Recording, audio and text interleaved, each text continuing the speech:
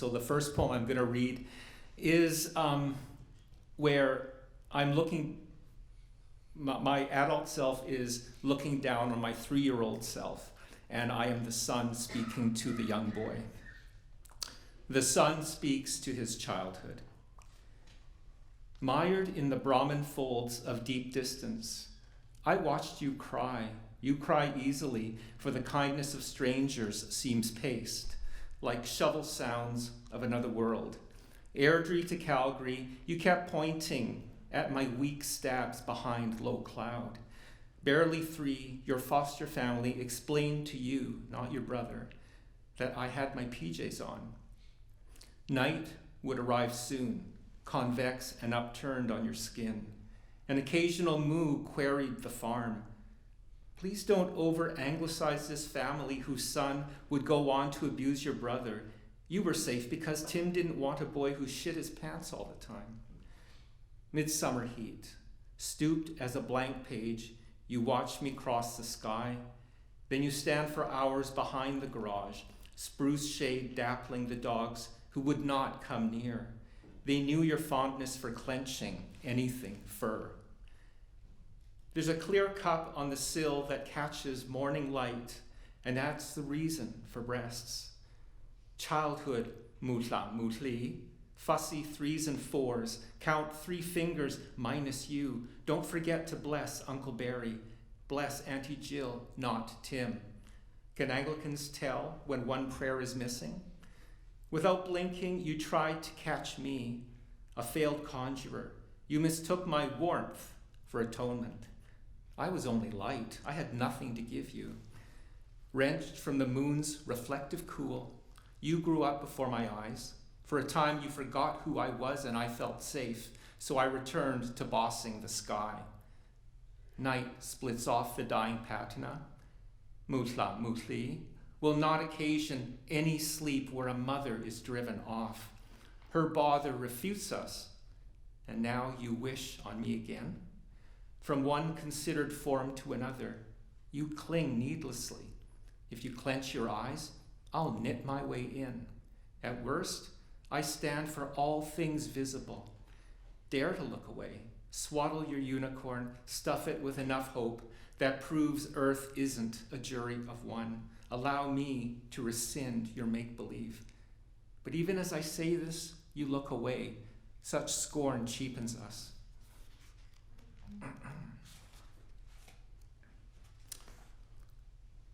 Read the white paper, Sharon said. Last year's rose hips hung like buboes along the bow. In search of sweetgrass, mountain snows, scorch whiteness that's not a threat. Devices flower up to their replacement. Dew star, gopher. I too am split from monster. City lights ungloom those boys slaked at doorways verdant with throat. Sharon, what grasslings. I'd gladly stake my showers on April, sniffing out a dog's diary, owl radar on hair, shuttling her camo over lovage and squirrel nuts, dead kindling that helped you fly above the tree line. If sorrow is a stomach in a pond or a clavicle, neither beside nor behind, if sorrow is an op-ed that helped me not die, will you witness back at me? That crowing blanket that helped you fly above your own terror? Sharon, if I get lost, if parchment was ever innocent of its writ, to not have at least 5 tricks played on you, if Foucault's panopticon threw the key away, no. Hiding place for the magpie bridge between Earth's unplanned birth and this white monster who cries rat, though Earth carbon copied me to be a small-scale ambition. If loam, you lie unseen, undrummed from contumely's breeze, tundra avens, if. Love, don't say where or when. She copies us, Sharon, then strikes us down in fledgling colors of mud's tomorrows. If mola, stepmom's term for makes no sense. Shed the diacritical transcriptase of its outdated toisan. Would you witness back at me? I consent to bones under our Canadian shield, forsakens, forsworn to approximate hours, infratectonic to the skin. Post-truck sign, post-truck porcupine. A sick kid's television network passes my chastity to some climate odor, autistic to the speaking likeness of beasts, our co-redacted citizens, turned roadkill on ever-privatized ground, penetrating, flutter. Am I both? The wronged gerund, its capillary for next day's therapy trigger. Huzzah! My schooling couldn't have buggered less. What? Of what? I asked, my Tetris anxious pronouns berefting this poem. I apologize to this land, asking my skin, what are you? A chain of fishes? A present, active, sad upbringing? A toy unicorn I sucked on as a boy till grammars shed my velvet horn?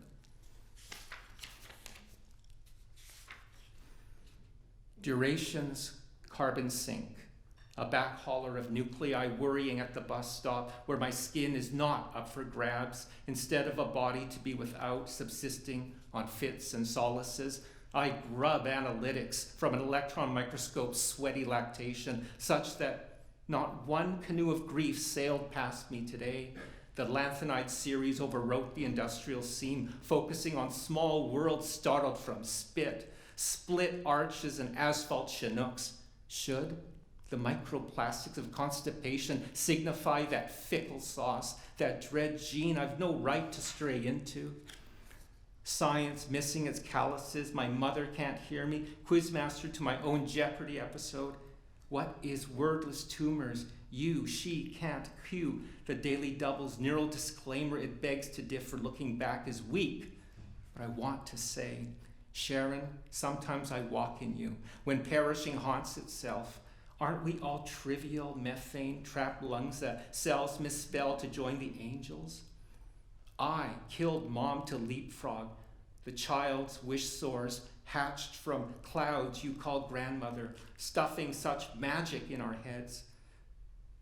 Like how whirligigs in a trailer park marry our faces to that water dream, that land for strata stole from some deeper meditation, starving to fit its people. Your reason to visit, mine to stay.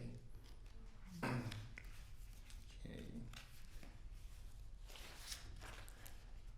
Okay, sorry. Just have to. Okay.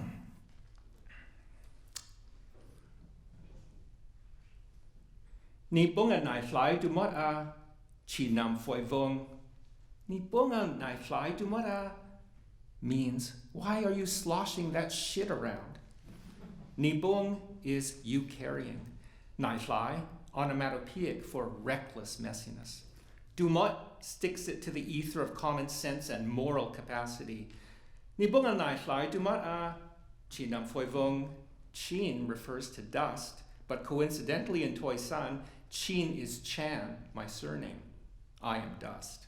My first name in Toisanese means great people. Great people of dust, I am. Nam Phoi Vong means messily scattered and inhaled to the point of choking. Ni bunga nai fly dumot a chi nam Phoi Vong. Yes, great people of dust. I see in the curve of my snowshoe the buried nations weifakt, transmigrated tobaccalists. Ni bunga nai fly dumot a chi nam Phoi Vong began as my stepmom's favorite whirlwind phrase to marshal order in the house, to be fought and won at all costs when tasked with raising 4 dissolute ragamuffins who were not hers. She a tidy freak. So now many tidy nations freaking, cleaning and burying, looking both ways, feet tamping down the tamp-worthy, scattered and inhaled, earth diggers, earth doormats, earth forgetters, crop rotated and proofed to confound the succulent. Okay. This one's called What Would a Gopher Call Writing on Stone? And this is the voice of my spirit twin, as both Sharon and I are kind of floating in this nether world. And this is her voice. I know that this is you sneaking back inside me. Automatic writing, your hand reaching up through my spine and into my mouth. But let me take off this gopher face and say what I need to say as me. Please return to your body, Weyman. I will help you put back the empty holes of your dad, your granddad. It's your turn to speak, but not as your mom, not as your stepmom. No more on behalf of a brother who had to wear that terror to protect someone else in your family. I get that. Remember that guy in the white shirt, bag lunch in hand, holding up a tank column? You admired him. His act bigger than his being or its death. You and I met at the Milk River, wading sunset, the Badlands hoodoos all around us, before Pangea split. Guess what? I'm still here. A treaty with the land is a promise for all, to fill the sky yet curl inside a water drop. That isn't just for dragons. Bliss and atoms, torn to bits and flowing together again, is proof that there's no failure, just reprieve. And though we're all free, and you are an ally of a world removed from the wronged world, and the sky asks nothing of you when you see others' daymares lining the sails rack at night, should or shouldn't dally with the usual lip service to atrocity, my boy, then you are not free. And the last poem. And you have to know one thing, is that Sharon Prue, she spelled her first name with 2 R's, so she would always introduce herself as, I'm Sharon with 2 R's. So, says Sharon speaking as Gopher. Oh, and then in one of her books, she takes on a persona in the whole book called Gopher with an F. So anyway, says Sharon speaking as Gopher, missing an F. Our long story is a sliding scale where tree lands are given up for 10 promises per visit, no indexing for inflation. We are 2.5 centuries past those paltry sums they still bury us in. Once upon a time, there was a forest deep inland where mothers from miles around buried their plowshares. By nightfall, their industry wielded moonstone axes, hacking the roots of their alphabet to a rainbow's end that would assume the whole. They grew fur and claws to become diggers of a great hole, flinging snow at Chinooks while empire recused the above world's battle, such that not even the rice paddy or its bird spies could see or hear where those digging women went, never to return to their families, says Sharon speaking as Gopher. This is how a deep hole becomes a jig. This is how restless ones mark resting places like a hand pushes through time markers. In the year of lost children, tiny breaths clenched, those closed flowers found without slaughter, sleeping. There was no slaughter, just drop the S, and what you get is laughter, also missing an F. Thank you.